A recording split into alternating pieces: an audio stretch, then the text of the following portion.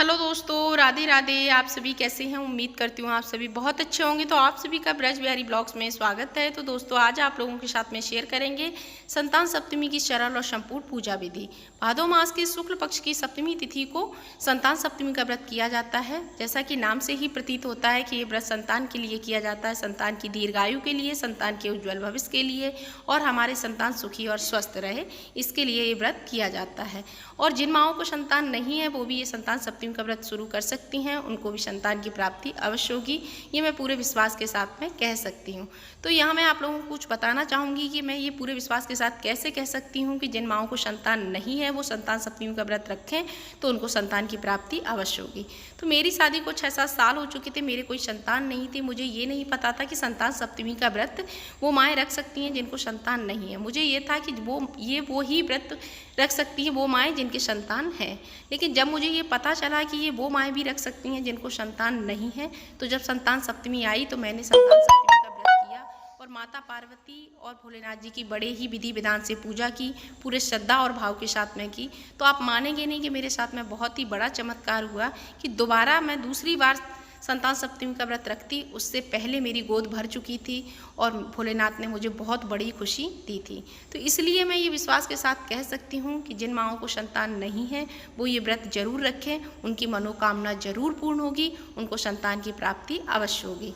तो कैसे करें संतान सप्तमी की पूजा सरल और संपूर्ण विधि के साथ में? तो संतान सप्तमी वाले दिन हम नहा धो के आएंगे पूजा के मंदिर में, साफ स्वच्छ वस्त्र पहने, उसके बाद में चौक बनाएंगे गाय के गोबर से। अगर गाय का गोबर ना हो तो आप हल्दी से भी बना सकते हैं। उसके बाद में हम चौकी साफ पोंछ के अच्छे से साफ कर लें, उसको चौक के ऊपर रख लीजिए। चौकी को उस पर लाल कलर का कपड़ा बिछा सकते हैं या पीले कलर का कपड़ा बिछा सकते हैं। उसके बाद में हम जो मिट्टी से शंकर पार्वती जी बनाएंगे पूजा करने के लिए, उनको स्थापित करेंगे। एक थाली में आप रख लीजिए। फिर उनका हम कराएंगे पंचामृत से अभिषेक। अगर आपने मिट्टी की मूर्ति नहीं बनाई है तो जो आपके मंदिर में शंकर पार्वती जी की है उनकी भी प्रतिमा रख करके आप पूजा कर सकते हैं। तो उन पे थोड़ा सा जल छिड़क देंगे जिससे कि उनका भी स्नान हो जाएगा।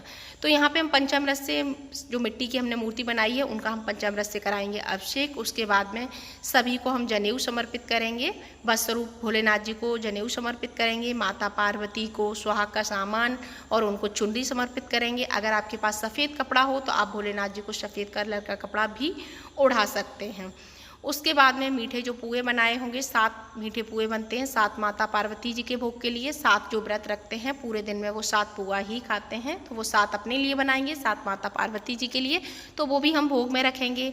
उसके बाद में शंकर जी को हम चंदन लगाएंगे, माता पार्वती को रोली लगाएंगे। शंकर जी को रोली नहीं लगाई जाती तो शंकर जी को चंदन लगाएंगे। उसके बाद में बेलपत्र चढ़ा दें, समी पत्र चढ़ा दें, भांग धतूरा जो भी हो जो भोलेनाथ जी को प्रिय है वो आप सब चढ़ा सकते हैं। उसके बाद में शंकर जी को हम दक्षिणा भी समर्पित करेंगे, माता पार्वती के सामने और शंकर जी के सामने हम दक्षिणा भी रख देंगे।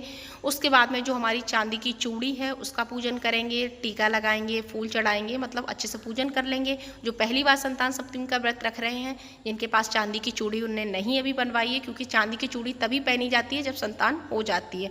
संतान होने के बाद में 1.25 तोले की चांदी की चूड़ी बनती है, वो पहननी होती है। लेकिन जब संतान नहीं हुई है, संतान नहीं होने से हम पहले संतान सप्तमी का व्रत रख रहे हैं, तो हम गड़ा बनाएंगे, 7 गांठें लगा करके उसको सीधे हाथ में पहन लेंगे। जब हमारी संतान हो जाएगी तब हम 1.25 तोले की चूड़ी बनवाएंगे। ऐसे होता है संतान सप्तमी के व्रत में। तो इसके बाद में हम शंकर जी की कपूर से आरती करेंगे और दीपक से आरती करेंगे। शंकर भगवान जी की प्रेम पूर्वक आरती करें, उनको भोग समर्पित करें, जो भोग बनाया है सारी चीज़ें अच्छे से उनकी पूजा कर लेंगे। तो ये होती है संतान सप्तमी की पूजा विधि। तो ये जानकारी आप लोगों को कैसी लगी, थोड़ी सी भी पसंद आई हो तो लाइक करें, शेयर करें और सब्सक्राइब करें। यहाँ पे मैं आप लोगों से एक बार और कहूँगी कि जिन माँओं को संतान नहीं है वो संतान सप्तमी का व्रत जरूर रखें, उनको संतान की प्राप्ति अवश्य होगी, क्योंकि ये दर्द मैं बहुत अच्छे से समझ सकती हूँ। चलिए आप लोगों से फिर मिलूँगी नए ब्लॉग में। राधे राधे।